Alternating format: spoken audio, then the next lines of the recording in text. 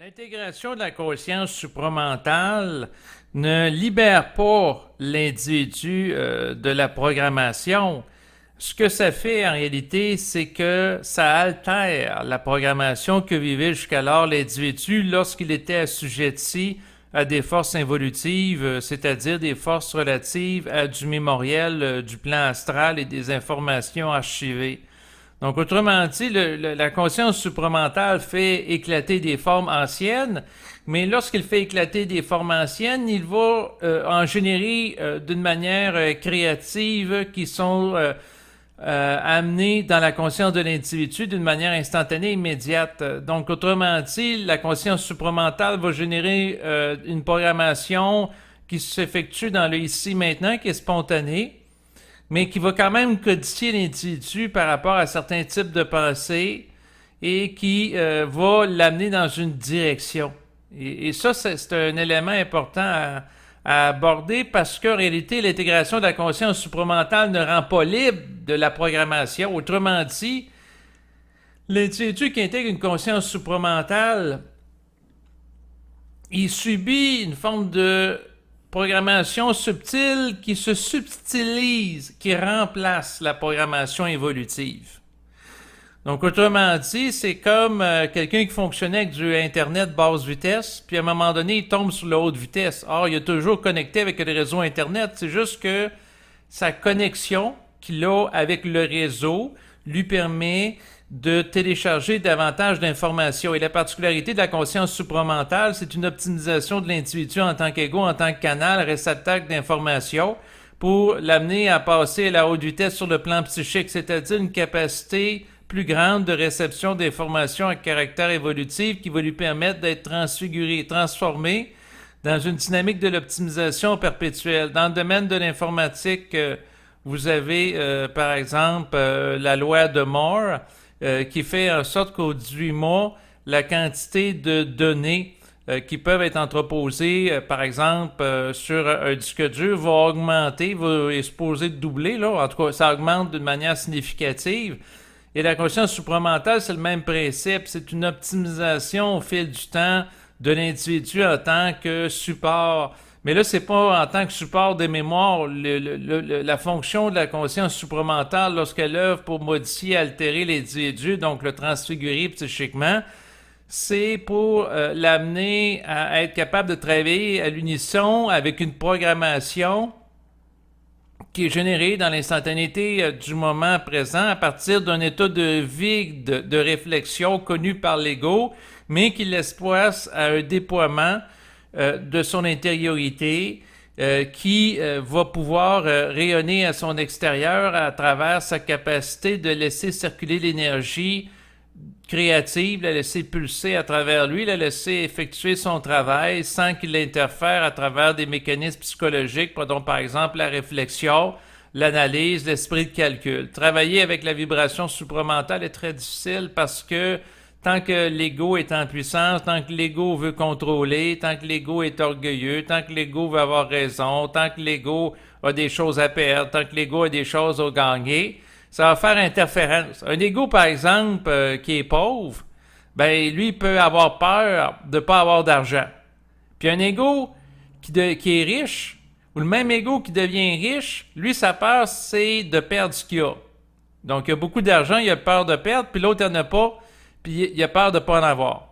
Dans les deux cas, les deux égos vibrent à la peur, donc les deux égos ne sont pas libres. Donc, l'idée à travers ça ici, c'est quoi? C'est que peu importe ce que l'être humain peut faire, il y aura toujours des forces astrales qui vont le manipuler. Lorsque l'ego croit que s'il est riche, il va être libre de la peur, il peut s'illusionner parce que la personne, elle peut devenir millionnaire en gagnant à la loterie.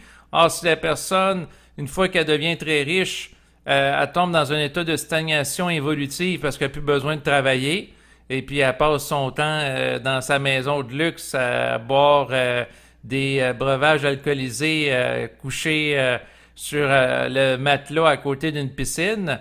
Donc, son mode de vie de rêve peut être récupéré par des ruminations anxieuses qui est en relation avec les états de pénétration psychique qu'elle pouvait subir avant d'être riche. Puis la personne qui est très riche, qui devient très pauvre, bien entendu, elle peut vivre aussi de l'anxiété de pouvoir retrouver une fortune qu'elle connaissait. Bref, l'être humain est manipulé dans ses désirs, dans ce qu'il veut, etc. Et la fonction de la conscience supramentale, c'est de faire éclater les formes. Or, au moment où une forme est éclatée et remplacée par une énergie, l'énergie va amener spontanément d'autres formes dans le mental de l'individu. Mais la particularité de la programmation qui est réalisée par l'esprit, c'est que c'est une programmation qui est immédiate. Et toute tentative de l'individu de se l'approprier, de vouloir la contrôler ou de la réfléchir va être tôt ou tard court-circuitée parce que si l'individu fait ça, il en fait de la connaissance. Donc, ce qui est pulsé dans le moment présent et que l'individu est capable d'intégrer. Donc, l'individu vit à l'unisson avec le savoir. Or, le savoir, c'est pas quelque chose qu'on peut accumuler sur un disque dur, comme des informations, des données, des datas.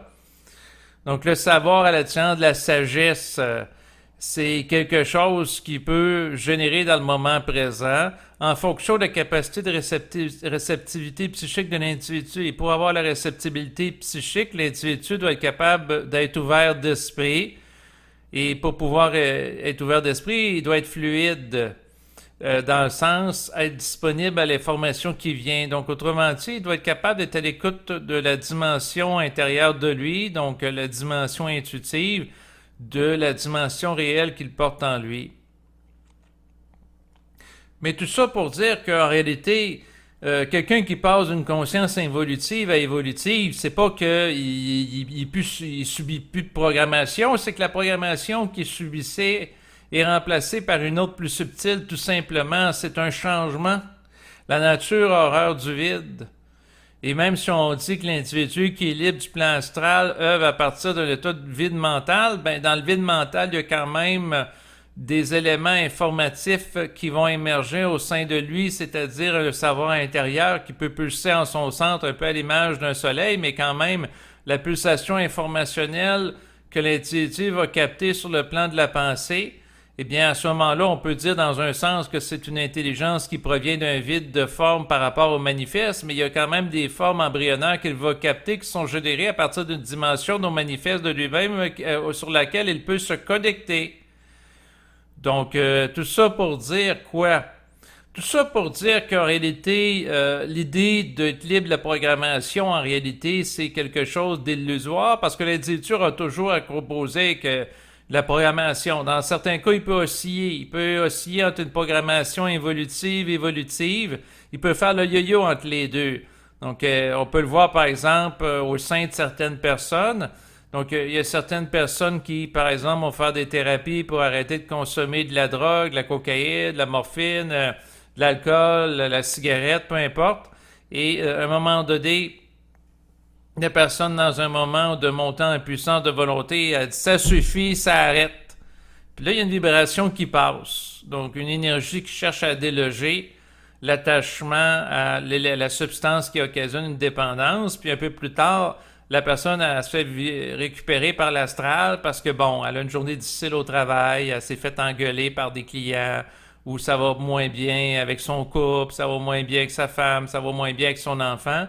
Et là, à ce moment-là, pour aller chercher un plaisir compensatoire, la personne peut avoir envie de prendre de la drogue, par exemple, pour retrouver une forme de stimulation. Pourquoi? Parce qu'elle n'est pas capable de contenir le réel de ce qu'elle a vécu associé à la souffrance. Être capable de contenir une souffrance à froid sans le support d'une béquille, que ce soit une substance de consommation de drogue ou une béquille psychologique, c'est-à-dire pratiquer une forme de méditation guidée pour se détendre, intégrer l'événement.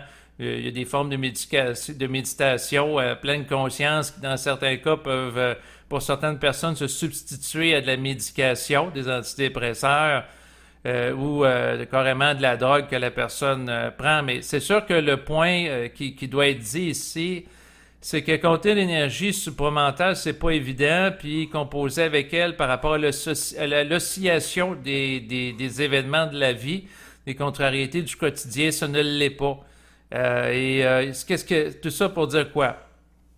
Ben, à un moment donné, il y a la programmation évolutive qui prend le pas. À un moment donné, c'est l'involutive, il peut y avoir le yo-yo entre les deux, mais c'est l'oscillation d'une programmation à l'autre. Et tant que l'individu n'a pas les corps, la structure énergétique pour contenir une programmation plutôt qu'une autre, C'est en fonction de sa contenance. Donc, des gens qui peuvent contenir l'esprit pendant un certain temps, ensuite sont récupérés par l'astral. Si la personne est travaillée par l'esprit pour intégrer davantage d'énergie créative, ça va se faire dans le temps, ça va se placer, ça va s'ajuster. Et l'individu n'a pas besoin de faire 36 000 enregistrements pour parler de conscience ou écouter de nombreux enregistrements où il y a des conférenciers qui parlent de conscience. C'est à travers les événements que la contenance se fait. Il n'y a même pas besoin de réfléchir à ça, ça se fait tout seul. C'est comme manger ou déféquer, là. Donc, quelqu'un qui a vraiment envie de déféquer, et ça presse, c'est urgent. Prenons par exemple quelqu'un qui fait une gastro-entérite et il a le goût de vomir ou il y a des selles liquides puis il faut qu'il court pour aller aux toilettes. Bon, ben la personne est amenée à sortir d'une mécanique réflexive et un état de contrôle dans son rapport au corps parce que il subit le corps physique qui a besoin par exemple de vomir ou de déféquer. Donc, autrement dit, la personne qui sort de la réflexion pour répondre à des besoins naturels comme aller déféquer, parce qu'il a trop envie, puis s'il va pas aux toilettes, ben il va déféquer dans ses culottes. Il n'y a plus de marge de manœuvre pour le choix, pour la réflexion, puis pour l'illusion du libre arbitre. Donc, il subit la programmation malgré lui. Quelqu'un qui a envie de déféquer, puis ça presse, puis il court pas aux toilettes, ben il va déféquer dans ses culottes. Pourquoi? Ben, parce que la programmation échappe à la volonté de contrôle de l'ego, puis l'ego peut pas la moduler, ou peut la moduler quelques secondes, là, dans le sens que quelqu'un qui a envie de déféquer, puis ça presse. Peut-être que s'il prend 30 secondes pour se rendre aux toilettes, il va être capable de déféquer aux toilettes, mais le point que je veux faire, c'est que l'être humain subit continuellement des programmations, et l'idée de sortir d'une programmation pour une autre en relation avec la volonté de l'ego, c'est illusoire. Donc, c'est comme le passage à la conscience supramentale. Donc, l'ego ne peut pas se lever un matin et dire « je vais passer à la conscience supramentale ». C'est une illusion et il y a des gens qui croient ça pendant un certain nombre de temps, mais c'est au fil des événements que la personne est obligée de faire des constats si moindrement est objectif dans le mental. C'est sûr qu'il y a des gens qui peuvent passer leur vie à avoir des illusions que s'ils écoutent des enregistrements, ils vont à des conférences, à des ateliers, ils vont devenir conscients. Or, ce qui rend conscient, c'est pas les formes, mais c'est la vibration qui est mise en action au sein de l'individu à travers l'exposition de certains événements, certaines formes. Oui, certains individus peuvent véhiculer une vibration qui est propice dans le fond, une actualisation du potentiel vibratoire inné qu'il peut avoir. Ça, c'est un fait, un peu comme le principe du métronome. Vous pouvez prendre plusieurs métronomes que vous mettez sur une table. On va utiliser entre autres les métronomes dans le domaine de la musique pour avoir un rythme régulier. Prenons par exemple quelqu'un qui joue de la guitare. Bon, il peut avoir des métronomes pour s'ajuster. Et là, il y en a qui bougent, ils fluctuent un certain rythme, un autre rythme, un autre rythme. Mais si vous prenez plusieurs métronomes, qu'est-ce qui va arriver sur une table? C'est qu'éventuellement, ils vont tous s'ajuster au même rythme. C'est un phénomène naturel. Et pour ce qui est des gens qui sont exposés à la conscience vibratoire, bien, comme c'est une vibration qui est plus élevée que celle de l'astral, et qui, à ce moment-là, lorsqu'elle prend toute la place, qu'est-ce qui arrive? Ben, c'est que l'astral est tassé momentanément et tout le monde est ajusté lorsque ces gens-là sont en présence d'un initié qui parle à la vibration qui émane de sa parole, momentanément. Donc, prenons par exemple des gens qui sont comparables à des métronomes. Bon, ben les gens, lorsqu'il y a une conférence et qui arrivent en salle, ils ont tous leur taux vibratoire. Il y en a qui vibrent d'une certaine façon, un autre. Et un peu comme des métronomes qui sont mis ensemble sur une table, ça peut être un son qui est cacophonique, qui est généré par l'ensemble de la présence des personnes.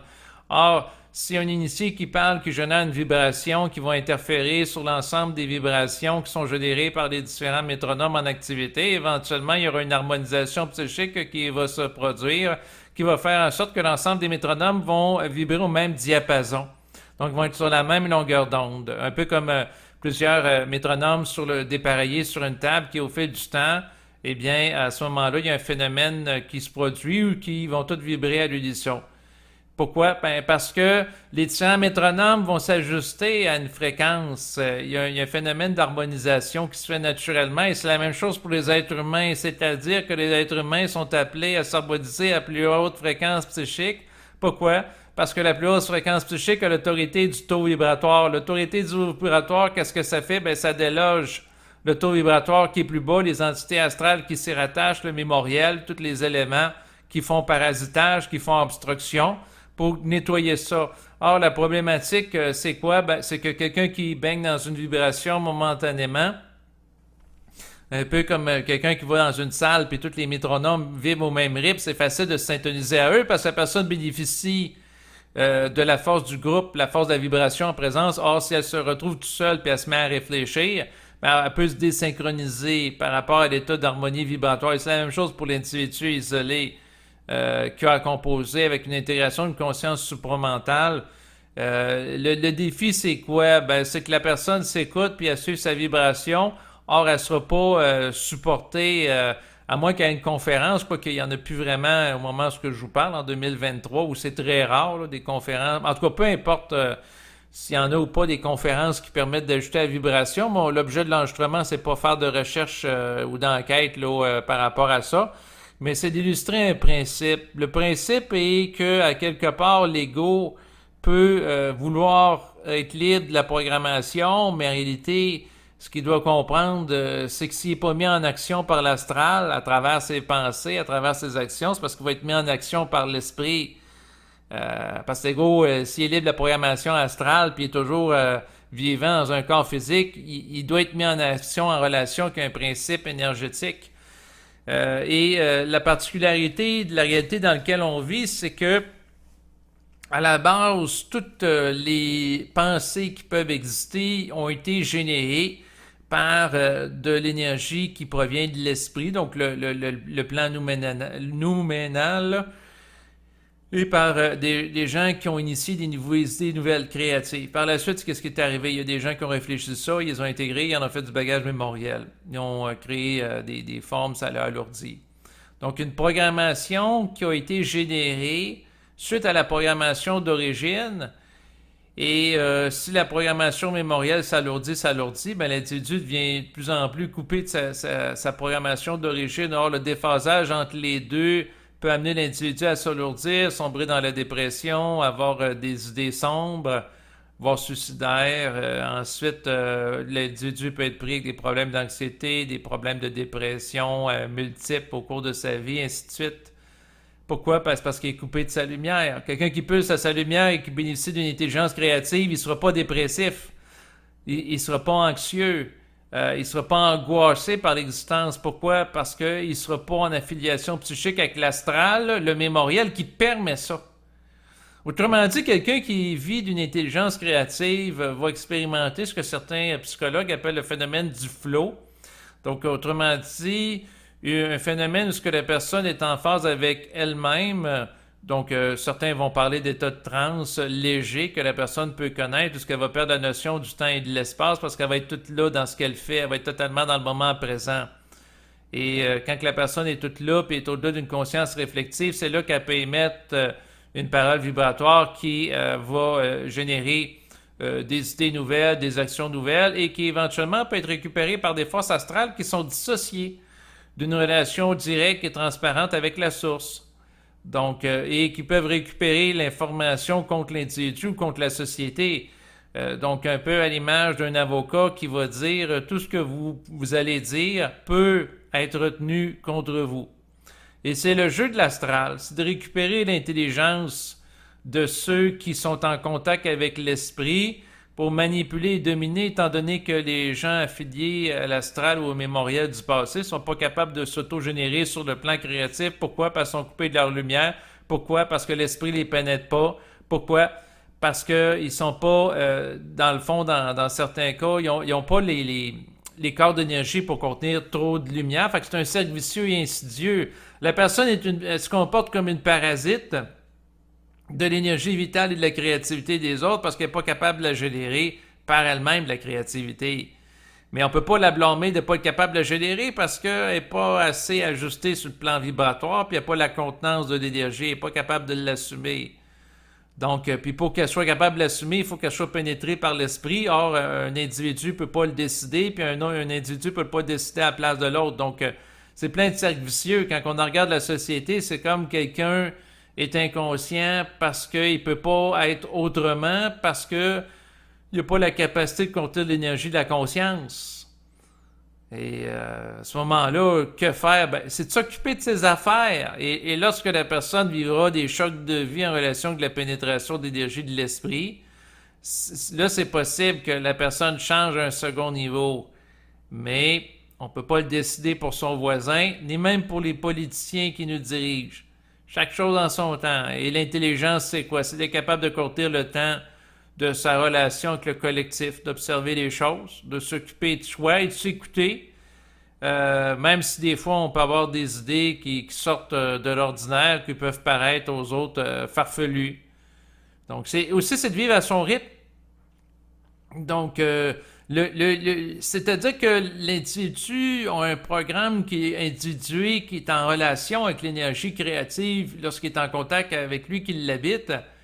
Et c'est ça qui lui permet d'être bien dans sa peau. Parce que si la personne vit au rythme des autres, elle va être tout le temps en déphasage par rapport à elle-même. Et tout ça pour dire quoi?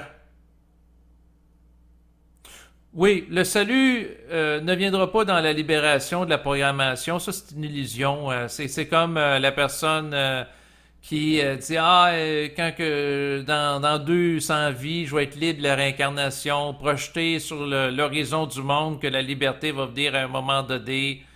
Mais non, il y aura toujours la conscience aura toujours à composer avec des formes parce que c'est précisément sa relation avec des formes qui lui permet d'être à un endroit localisé plutôt qu'à un autre comme foyer d'expression. Donc, autrement dit, tant qu'une conscience individuelle, il y aura toujours un rapport aux formes. Mais le principe de l'intelligence, c'est quoi? C'est que l'individu soit capable d'être en affinité avec le principe créatif qui va lui permettre de générer les formes dans le ici et maintenant qu'il a besoin, puis par la suite, il ne s'attache pas à ça, puis il passe à autre chose. Parce que si l'individu génère des formes qu'il trouve intéressantes en tant qu'ego, qui réfléchit parce qu'il est orgueilleux, il se trouve le bétérite de ça, ben, il va être déconnecté à ce moment-là des formes nouvelles qu'il peut générer dans l'avenir. Donc, autrement dit, quelqu'un qui fait une invention, il passe son temps à faire des reportages où ce qu'il répète à des journalistes inlassablement comment il a découvert son invention, comment que ça lui a permis de faire de l'argent, etc. Il peut vivre ça temporairement, mais s'il fait ça pendant 30 ans ou 50 ans, ben, il ne sera pas disponible pour une autre idée nouvelle qui lui permettrait de générer autre chose. Pourquoi? Ben, il est trop attaché à des formes du passé dont il a été le vecteur d'expression et comme il est orgueilleux, il réfléchit ça. Tandis que si l'individu a une idée nouvelle ou une idée créative, ça passe à travers lui en disant « OK, j'observe ça, je le laisse aller, puis je passe à autre chose. » Puis si c'est vraiment intelligent, ben, l'idée va me revenir lorsque j'en aurai besoin parce que l'individu qui est conscient, il doit réaliser que quelque part, il est connecté à un océan infini d'informations, une forme d'Internet psychique où tout est là. Mais pour être disponible au tout, il faut que l'ego soit détaché du particulier. Parce que s'il est attaché à une invention, à un livre qui est écrit, ben, il n'est pas en état de disponibilité par rapport à d'autres choses. Mais de toute façon, s'il s'attache à quelque chose, l'esprit peut créer des chocs dans sa vie. Prenons par exemple quelqu'un qui a écrit un livre, puis finalement, le livre prend feu ou le livre se vend pas. Bon, ben à ce moment-là, Chris est obligé de se détacher de la croyance qu'il pouvait avoir, qui était un esti de grand instructeur supramental. Si son crise de livre, il se vend pas, il en écrit 3 autres, puis ils se vendent pas plus. Parce que quelque part, l'idée que c'est un génie qui va amener la diffusion à l'échelle du monde de la conscience supramentale, ben, il est obligé d'être confronté à la réalité que c'est une illusion. Donc, autrement dit, l'ego est mis en échec par rapport à toute forme de croyance érodée par rapport au réel. Et ça, c'est dans tout. Et même les égos collectifs par rapport à des groupes de la société, comme l'histoire de la propagande qui court au moment où est fait cet enregistrement entre la Russie et l'Ukraine. Quand que je vais voir par en dedans, ça me dit que tout ce qui est illusoire, autant individuel que sur le plan collectif, tôt ou tard va prendre fin. Et la raison pour laquelle des civilisations s'écroulent, c'est qu'ils sont trop attachés à du mémoriel dysfonctionnel, polarisé, qui les empêche d'évoluer. Donc, c'est un petit peu comme des plantes qui étouffent parce qu'ils n'ont pas assez d'espace. Quand quelqu'un est trop pogné, trop pris dans de la mémoire, prenons par exemple quelqu'un qui a un problème d'accumulation compulsive, bon, ben, si la maison est pleine de détritus, est pleine de divans, de fauteuils, de journaux, de disques au laser, etc., puis la personne n'a plus de place de bouger, ben, qu'est-ce qui va arriver? C'est que la personne est en train de suffoquer. Il y a des civilisations qui suffoquent sur le plan psychologique par rapport au poids des mémoires anciennes. Et qu'est-ce qui va arriver? C'est qu'éventuellement, tout ça va éclater. Et dans le fond, ça me fait penser à une discussion que j'ai eue récemment qui m'a créé un choc avec un individu singulier qui me disait que tous les individus en société ont une fonction, même les sociopathes. Parce que souvent, dans le discours populaire, on va dire non, non, la sociopathie, c'est pas beau, c'est quelque chose de pas correct. Il faut que les gens, dans le fond, ça soit des gens qui sont empathiques, ouverts aux autres. Mais lui, ce qu'il me disait, c'est que le sociopathe qui respecte pas les normes, qui va être impulsif, ben, il peut avoir une fonction par rapport à une société qui est sclérosée dans des normes archaïques. Pourquoi? Ben, il agit pas en fonction de ça. Donc, dans un sens, un sociopathe, de par sa conduite qui est au-delà des normes, de la normalité. Tiens, je vais aller chercher la définition sur Google de sociopathe. Vous voyez, je suis un petit peu intellectuel, là. On va aller voir ça sur Google. C'est quoi qu'ils disent là, par rapport au sociopathe, la vraie définition. Par rapport à des paramètres externes à moi, là, je tombe un peu dans l'intellectuel, mais pour mettre les choses au clair. Donc, trouble de la personnalité caractérisé par le mépris des normes sociales, une difficulté à ressentir des émotions, un manque d'empathie, une grande impulsivité. Donc, définition qui provient du Larousse. Donc, ce qui est intéressant, puis le gars, il me choquait un peu parce que ça va dans l'encontre du sens commun, puis j'étais obligé de dire, ben c'est vrai. Parce que si la personne, dans le fond, des fois, on va critiquer tel dirigeant d'entreprise ou tel politicien qui est au pouvoir, c'est un sociopathe.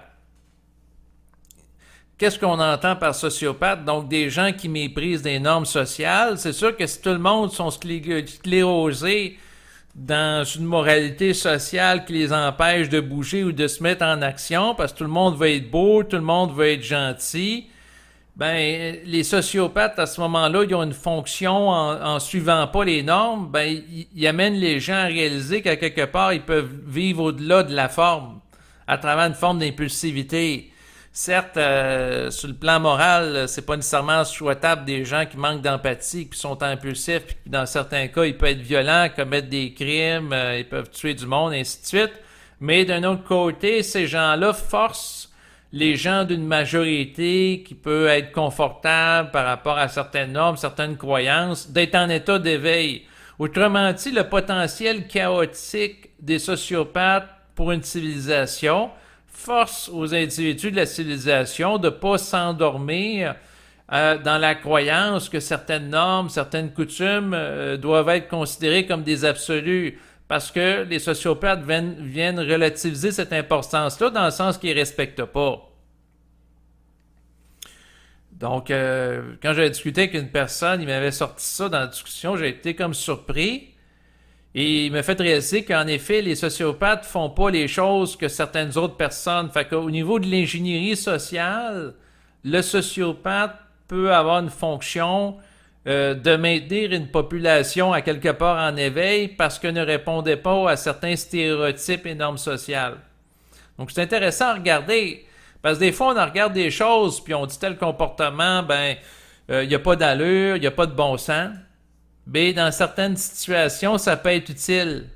Fait que c'est pour ça qu'il faut être capable de sortir de la boîte puis au-delà de la mémoire psychologique et de la morale subjective. Mais ça, c'est pas évident. Puis pouvoir faire ça, il faut avoir de l'esprit. Donc, mais mon point, c'est pas d'avoir un propos moral ici, c'est d'avoir une capacité d'observation amorale pour faire des constats que ce qu'on va appeler une forme d'énergie chaotique peut servir à redynamiser une collectivité sclérosée ou stagnante. Et amener certaines personnes à s'éveiller à des réalités qu'ils pouvaient avoir dans le fond, oubliées pour des raisons d'hypnose collective.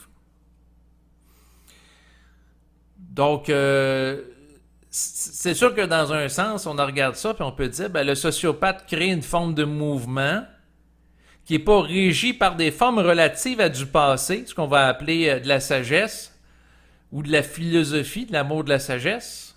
Donc, le sociopathe va, dans certains cas, amener les gens d'une collectivité à réaliser que, à quelque part, l'attachement à des formes puis des normes sociales a ses limites. Parce que, à quelque part, si c'est pas tout le monde qui les suit, c'est parce que il y a des gens qui sont pas assujettis par elles. Et à ce moment-là, ces gens-là ont un pouvoir de liberté ou un pouvoir d'imprévisibilité que leur conscience docile par rapport aux normes n'ont pas. Et si les gens sont pas confrontés à du chaos, ils pensent que leur réalité, c'est tout ce que tout le monde vit, puis il n'y a pas autre chose. Donc, ça crée un différentiel énergétique qui crée une forme de dynamisme. Mais pour en revenir à la question du sujet de l'enregistrement d'aujourd'hui, c'est que on vit dans une drôle de réalité. Dans un sens, je vous dirais, sur le plan du discours, d'aborder la conscience supramentale dans l'optique d'amener les gens à passer à cette conscience-là, c'est illusoire. Parce que la conscience supramentale n'est pas le fruit d'un désir de l'ego, il est le fruit d'une imposition à l'ego, d'une programmation qui lui échappe et qui va subir malgré lui. Donc, autrement dit, ça se fait tout seul. Mais en même temps, si la personne a la vibration de parler, c'est intelligent qu'elle parle parce qu'à quelque part, elle suit une programmation qui peut amener un changement au second niveau. Donc, quand que je fais référence ici au concept de changement au second niveau, c'est qu'il peut y avoir un changement qu'une personne peut vivre au premier niveau, ce qu'on va appeler la conformité d'apparence. Donc, je vous donne un exemple concret. Si on l'applique au niveau de la thérapie, donc au premier niveau, quelqu'un consulte un thérapeute, ça peut être un travailleur social, un psychologue ou un autre type d'intervenant. La personne va faire une thérapie pour faire plaisir aux membres de sa famille. Donc, le changement au premier niveau, c'est quoi? C'est que la personne va arrêter, par exemple, de prendre la drogue parce que ça fait plaisir à sa femme, ou ça fait plaisir à ses enfants, ou ça fait plaisir à ses parents si c'est un enfant qui consulte dans le cadre d'une thérapie pour faire plaisir aux parents qui s'inquiètent là, par rapport à l'enfant. Au premier niveau, la personne, une fois la thérapie complétée, elle peut faire preuve d'abstinence pour faire plaisir aux parents. Sauf que si elle n'a pas vécu un changement au second niveau qui est en relation avec une volonté qui émerge en elle d'arrêter de prendre la drogue, ce qui va arriver, c'est que tôt ou tard, elle va faire une rechute. Et à un moment donné, j'avais discuté avec quelqu'un. C'était un homme qui me racontait qu'il avait fait 16 fois des thérapies pour arrêter de prendre la drogue, mais à chaque fois, ça venait des autres. C'est-à-dire qu'il y avait des gens de son environnement, une influence externe qui l'a amené là. Tandis que ce qui a fait que ça fonctionne... Donc, c'était un changement d'apparence, donc au premier niveau, un changement qu'on appelle psychologique. Mais au changement au second niveau, c'est quand que la volonté a émergé en son centre de « ça suffit, la drogue », là, ça a fonctionné, mais il faut que ça vienne de l'individu. Et c'est la même chose pour la prise en main d'une civilisation. Donc, tant que les gens ne seront pas saturés d'une condition évolutive, il n'y aura pas un passage à un autre niveau. Et pour qu'il y ait un passage à un autre niveau, il faut qu'il y ait une mise en vibration d'une masse critique de gens conscients qui vont amener un changement dans la société. Et la société est comparable à un gros paquebot. Un peu comme le réseau hospitalier québécois qui, j'avais déjà entendu à la radio, qui était comparé à un gros paquebot. Donc, un gros bateau. Qu'on peut faire bouger, mais c'est extrêmement lent. Donc, il y a eu des réformes au Québec dans le domaine de la santé pour améliorer le réseau, mais ces réformes-là s'effectuent très, très lentement parce qu'un peu comme un paquebot qui est immense, qu'on veut modifier la trajectoire, ça demande beaucoup d'énergie puis il bouge pas beaucoup. Fait que c'est un petit peu le même principe pour une collectivité. Donc, la réforme de la collectivité québécoise ou européenne ou peu importe pour amener une plus grande conscience, ça va être très lent. Puis bon, je m'attends pas de connaître ça de mon vivant en tant qu'ego qui se réfléchit là, par rapport à ça. Par contre, je m'occupe de ma vie et c'est ça qui est intéressant, c'est qu'on peut bouger plus sur le plan individuel qu'en relation avec le collectif. Et tout ça pour dire quoi? Ben, parce que quand que je fais des enregistrements, moi j'aime aller plus loin dans ma compréhension des choses. Puis quand que je parle des choses, bon, s'il y a des gens qui écoutent ça, vous vous édifiez, tant mieux, mais fondamentalement, la raison que je le fais, c'est pour aller tout le temps plus loin dans ma compréhension.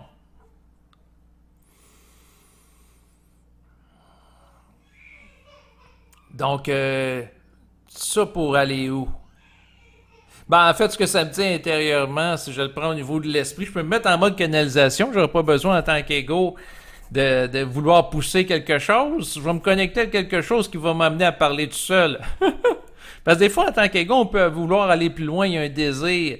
Mais dans certains cas, on peut avoir saturé le sujet aussi. Moi, en tant qu'ego, j'ai un tempérament est insatiable, fait que je cherche tout le temps à aller plus loin pour aller chercher plus de choses. Mais en réalité, ce qui a été dit se dit tout simplement, se diffuse à travers la parole, un peu comme un liquide qui va descendre par son propre jet. On peut vouloir accélérer le mouvement, mais si c'est pas associé à une volonté réelle en coordination, en relation avec l'esprit, c'est une perte de temps.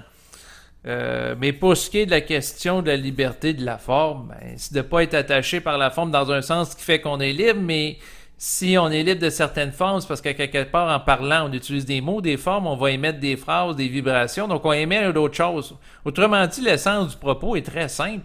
C'est que si on n'aimait pas quelque chose, si on n'aimait pas de l'astral, c'est parce qu'on aimait de l'éthérique, c'est tout. On change un peu comme Bernard de Montréal, il y en a dit qui sont connectés au FM, à la radio. Autrefois, il y avait la bande FM, puis il y avait également la bande AM. Donc, la personne qui est plus connectée au AM, elle devient à un moment donné connectée au réseau FM. Puis là, à partir de ça, il y a d'autres informations. Si vous écoutez le AM, puis vous avez de la radio parlée, avec des émissions d'affaires publiques. Là, vous tombez sur une chaîne FM qui, au contraire, ça va être de la musique classique. La vibration va être très différente. C'est un petit peu la même chose entre le plan éthérique et le plan astral. Il y a une substitution d'une chaîne à l'autre. Mais que l'individu soit inconscient ou conscient de tout ça n'empêche pas moins que il est traversé par de l'énergie, il est traversé par de la pensée qui ne provient pas de l'activité de son cerveau, mais dont le cerveau est un réceptacle, un peu comme une antenne radio ou une antenne similaire, si on actualise la comparaison, qui reçoit des informations en tout temps en relation avec l'Internet psychique, un peu comme l'Internet physique et les outils technologiques. Hey, ça fait des rimes, hein? Nous, quand on les utilise, ça fait quoi? C'est que on utilise des technologies qui sont en relation avec des réalités à caractère énergétique de nature similaire. Prenons par exemple l'idée que l'individu est connecté au réseau d'Internet sans fil. Bon, ben l'individu peut se connecter au réseau du plan éthérique de manière sans fil. Donc, le développement technique rend accessible une compréhension à l'effet que quelqu'un peut être connecté à un réseau. Or, quand il n'avait pas d'appareils sans fil comme des téléphones intelligents qui se connectent au réseau Internet, ben, les gens avaient de la difficulté à appréhender le concept. Et là, si aujourd'hui, grâce aux outils de technologie, mais en même temps, je ne les mets pas sur un piédestal, c'est juste à titre indicatif que je dis grâce, là. Vous voyez, ma parole se réajuste que grâce aux outils technologiques actuels où ce que les gens un peu partout ils ont accès à l'Internet sans fil, bon, ben, les gens peuvent dire, ben, si j'ai accès à travers mon appareil à des informations qui sont en relation avec un réseau, ben, ça se peut qu'au niveau de ma psyché, je sois en contact avec des informations qui me lient à un réseau psychique en relation avec des questions d'affinité vibratoire. Sauf que l'individu est connecté malgré lui au réseau psychique. Il est travaillé un peu comme l'appareil. Le téléphone cellulaire, c'est un outil. Et son utilisateur, ce qu'il peut faire, c'est de le connecter à un réseau Internet plutôt qu'un autre. Si la personne a accès à un réseau Internet qui demande à un autre utilisateur mot de passe et que la personne a accès aux informations, ben à ce moment-là, il se connecte au réseau si la connexion est sécurisée.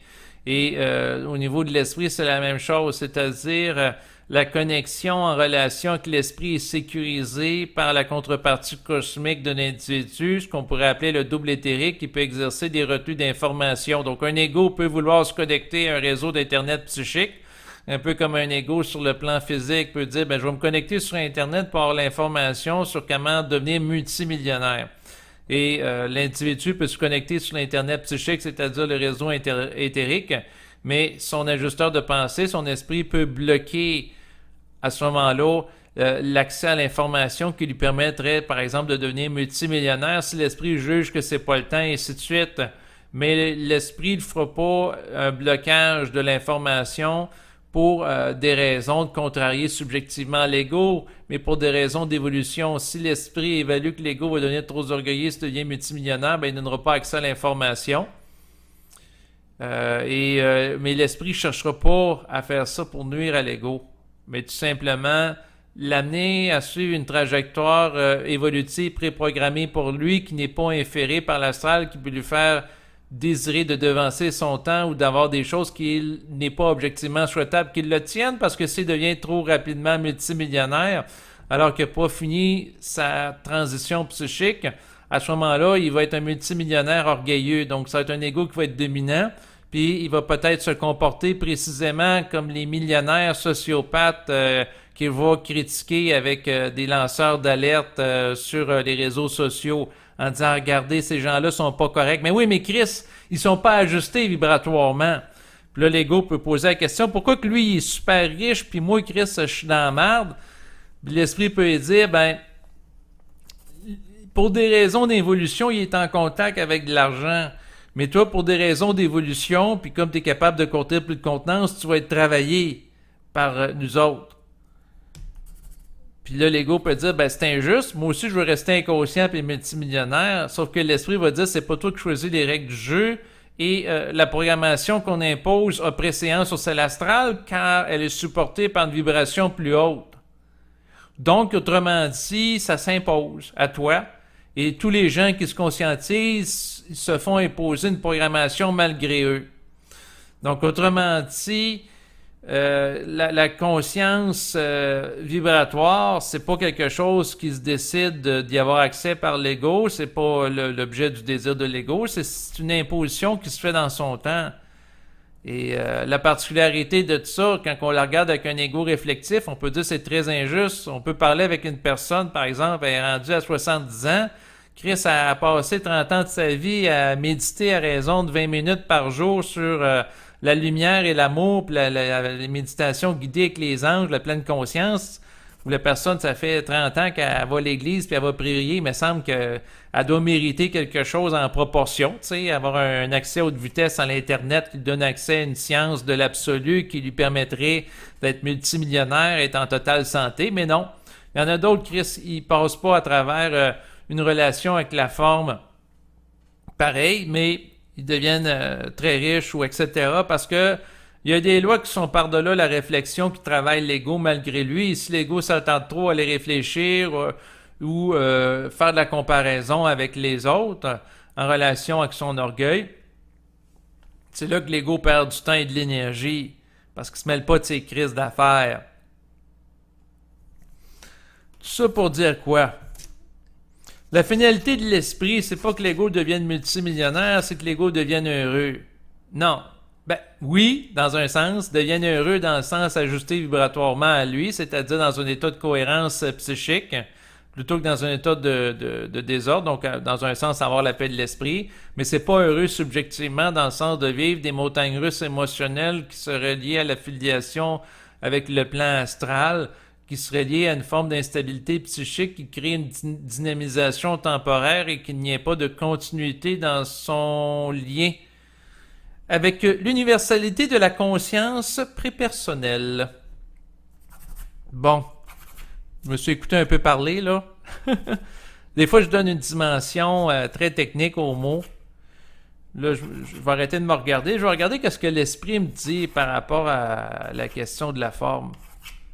Ben, ce que ça me dit, là je parle puis je fais des barres, c'est que quand l'ego vit un changement psychique, la forme va être délogée de sa vie, qu'il le veuille ou qu'il ne le veuille pas. Donc, il n'y a rien à faire dans un sens. Il y a juste à pas retarder le mouvement en conservant une affiliation psychique avec l'astral, alors que l'esprit veut l'amener à ce qu'il connaisse du délestage par rapport à l'astral. C'est juste que l'esprit va amener un ego à se débarrasser de toute l'accumulation qu'il a faite depuis des années chez lui parce que c'est super encombré puis il peut plus se promener d'une pièce à l'autre. Puis il résiste à ça. Parce qu'il est sous influence astrale, puis il y a l'attachement émotionnel, dans le sens que la personne est rendue, par exemple, à 70, 80 ou 90 ans, dit, ben là, je peux pas me départir de cet album-là de photos, c'est mes enfants qui sont là-dedans.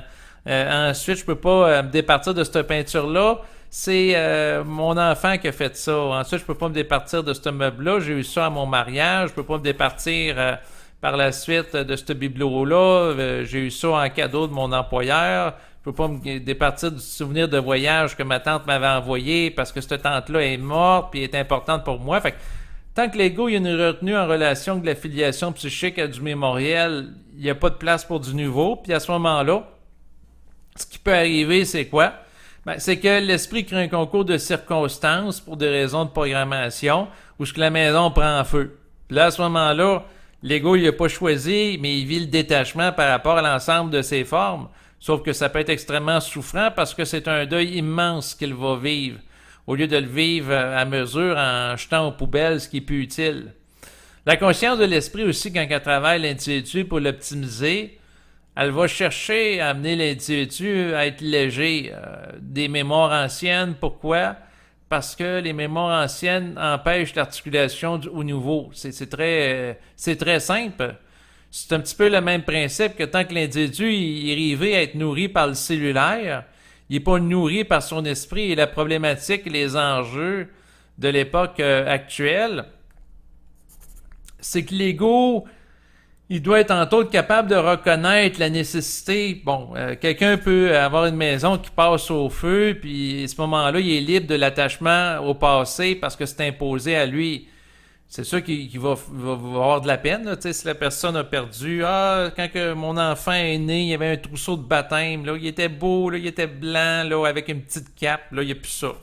Ensuite, il a perdu tous les jouets, tout ce qui est les albums de photos, puis tout ce qui est lié au passé. Il peut souffrir, mais ça peut l'amener à se redéfinir. Et là, la créativité peut émerger. Même chose pour une civilisation. Il y a des choses qui sont vues par des gens comme étant anormales. Prenons par exemple le fait qu'il y ait des feux ponctuellement en forêt. Or, avant l'activité humaine, il y en avait des feux en forêt. Donc, dans la nature, pour que la nature se régénère, ça prend des feux. Pourquoi? Ben, parce que à ce moment-là, ça amène une variation lorsque, par exemple, la forêt passe en feu, qui va dynamiser certaines plantes, ça va dynamiser le sol, puis il y a des substances qui vont se mélanger. Donc, dans un sens, la fin du cycle de vie d'une forêt qui connaît son apogée et qui prend en feu, c'est quelque chose de naturel. C'est sûr qu'il peut y avoir des feux de forêt aussi qui sont engendrés par l'homme, mais le point, c'est que l'homme ou l'individu avec un grand H doit accepter l'ordre naturel de la vie et qu'à un moment donné, il y a une croissance par rapport à des arbres. À un moment donné, il peut y avoir une stagnation. Donc, les arbres atteignent leur grandeur maximale. Puis comme c'est très dense, ils ne peuvent plus se développer. Et à ce moment-là, le feu lié à la foudre, qu'est-ce qu'il fait? Ben, si la forêt est en train de stagner parce que les arbres étaient tous à maturité, ben, il a recréé une dynamisation avec un autre cycle. Donc, autrement dit, la destruction de forme fait partie de la vie. Puis l'existence humaine, il y a une naissance, il y a un âge adulte, ensuite il y a un déclin, et puis les gens meurent, et ça fait partie de la vie. Les formes sont toujours transitoires, que ce soit une forêt, que ce soit un être humain, que ce soit une maison, et ainsi de suite.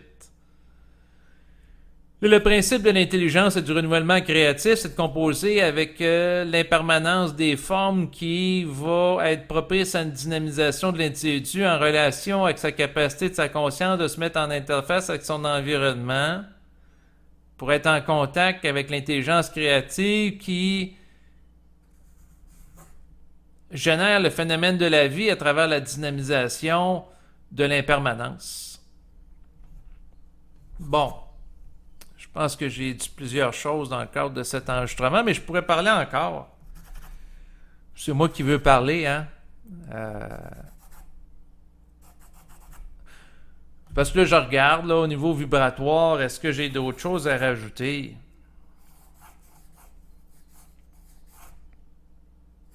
Non. Donc, la forme de cet enregistrement est finie. Donc, écoutez, si vous êtes rendu à ce moment-ci de l'écoute de l'enregistrement, ben, je vous remercie et je vous dis à bientôt. Au revoir.